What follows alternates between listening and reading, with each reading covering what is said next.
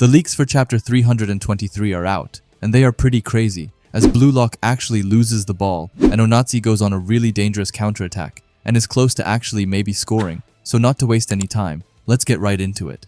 The text starts by saying, pursuing the unexplored world, his unexplored ego, and the thrill or excitement of soccer. Curiosity spurs the Demon King. With that said, we see Isagi running ruthlessly with the ball forward to the Nigeria team, and the announcer says that it's time to counter for Blue Lock. After that, we get a small panel of Onatsi, where he looks at the incoming Isagi, but also thinks back to Isagi's own words. He continues to have his eyes glued onto Isagi, as he sees him breaking down the Nigeria team players, while he wonders to himself if he can also live just like Isagi does. We then get back to Isagi, who manages to get the ball to Bachira. After that, he decides that it's time to start to aura farm a bit, so he screams right out to all of the Nigeria players and asks them if this is all that they've got, telling them all that if they want to become the world's #1, then they have to try and surpass not only Blue Lock but also Isagi's own brain. And with that said, we also get this insane looking panel with the Nigeria players' faces on Isagi's puzzle pieces, which just looks super dope. After that, we get to Aiku, who's now standing right beside Isagi, and Aiku tells him that he is provocating too much. He looks at Isagi with a somewhat annoyed looking smirk and says that Ego told them to keep the score at 0, so he wonders why Isagi is encouraging his opponents, who seem to be in shambles and low spirits. Isagi is breathing heavily as he says that it can become data. Aiku is just confused and asks him to explain what he means, and Isagi does just that as he says that if someone awakens, then he can experience soccer that he never has knew about before. He then looks super fired up with his metavision eyes out and says that if he then could adapt and stop that egoist, wouldn't Blue Lock in turn be able to evolve from that? Aiku then looks genuinely scared by Isagi as he thinks to himself about how much greed Isagi really has. He then looks at the clock and says that they are winning anyway, even if they somehow manage to score 1 goal, not to mention that there are only 5 minutes left, and says that it comes down to their awakening or their adaptability. With that said, Isagi starts to sprint forward with all that he can, and he really looks manic as he tells Aiku that he leaves the back to him and calls him captain, which I don't know, it's just sweet. Aiku, in his head, wonders if Isagi is also putting Aiku to a test, and he then says that he's got it. We then get back to the actual play, where we see the Nigerian players starting to freak out a bit, and someone tells his teammates not to free up on the left side. But just then, Bachira is beginning to make his pass. Firstly, however, he does an insane looking dribble, to then style some more and passes the ball with his back heel, just like how he did to Ryo before. And this time again, the ball is going to Ryo as Bachira tells him to go for another one. Ryo looks at the incoming ball and compliments Bachira's chip pass. But just then, something unexpected happens as, for the first time in 85 minutes, Obobona actually does something as he jumps up and heads away the ball, telling Bachira and Ryo that this is the 3rd time that they are doing this move, so he better have gotten to it. It's then kind of funny how Bachira says that he read them, which, yeah, might not be that hard, as Obobona said that this was their 3rd time doing it. Anyway, back to Obobona, who screams with everything that he can for someone to reach the second ball. And the ones going for it are Karasu and Kuso, and Karasu says that there's no way that he will let him have it and calls him Mr. Ordinary.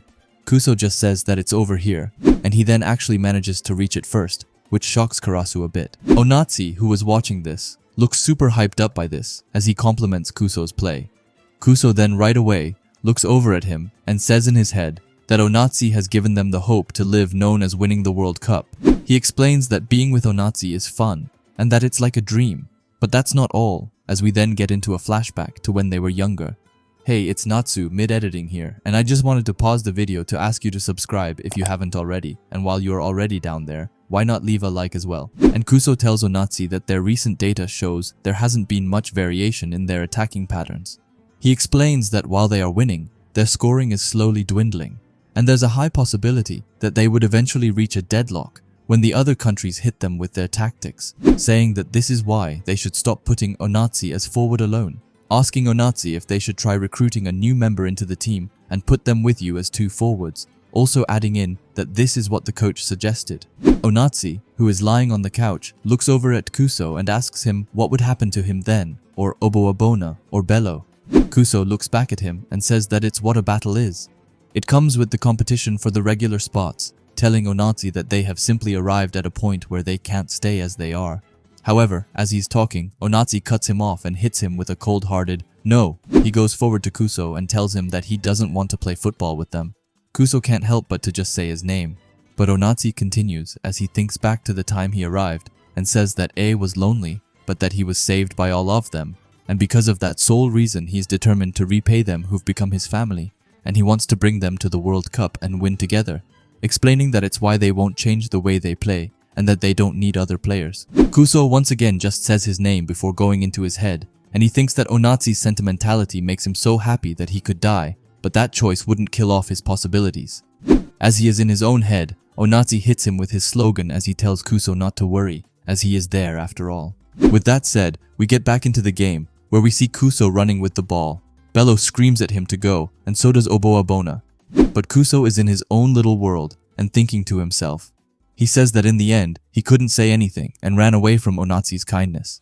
Before they realized it, their purpose had shifted from winning the World Cup to being together. But now it's being brought to light by Blue Lock. Or rather, it's because Isagi exposed them.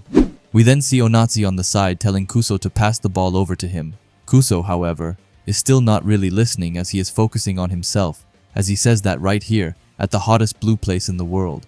But after that, he leaves his head for a quick second and tells Onatsi that he will pass it. But right then, you guessed it, we get back to his head as he thinks that Onatsi must leave them behind, or he will never advance, explaining that Blue Lock has incited the ego that isn't for their sake but one that solely is his and only his own. After that, he, along with the ball, makes two really dope dribbles to get behind both Karasu and Ryo, and he thinks that Onatsi needs to pursue his own curiosity for himself. We then get to Raichi, who screams at them to defend with their all, and Karasu, on the other hand, is just left wondering if Kuso really snapped. We then see Raichi, who legitimately bashes into Kuso's body. Meanwhile, Kuso thinks that their dream as a family may end here, but even so, he wants to see it, the view of him taking on the world, and he calls it his curiosity.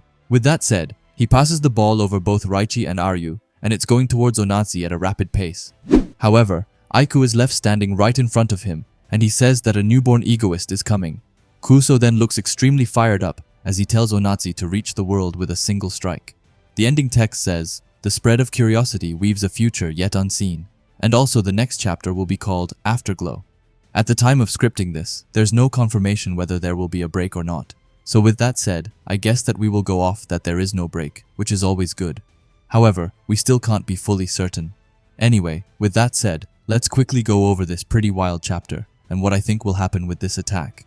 Now, I'm a bit conflicted as I feel like this could go two ways, which is pretty obvious as either he scores or not right. But I feel like everything is built up so well for him to actually score this goal, and it would have so much impact for the whole Nigerian team if he does score. Not only that, however, I feel like Onatsi will be a chapter we could see more of down the line of the story, so giving him a goal here and now wouldn't be awful, as that would show of his new ego or curiosity, as they said in this chapter, and they could then build off it more later on, with saying that his curiosity grew a lot to the next time he is facing Isagi, and then he is a much better and more furious striker, while Kuso and the others are kind of left in the dust. That's one way I feel like it could go if Onatsi would to score. But I also feel like there's a higher possibility of him not scoring because it feels so obvious that he will score. But that might just be what the author wants us to think. And also we have Aiku as the last line off defense, and also not only him, but we didn't see Nico in this chapter, so he could, in theory, team up with Aiku and somehow stop this attack. What also supports this theory is how Isagi said that he was leaving everything to Aiku, and that he also run up ahead, as he said that.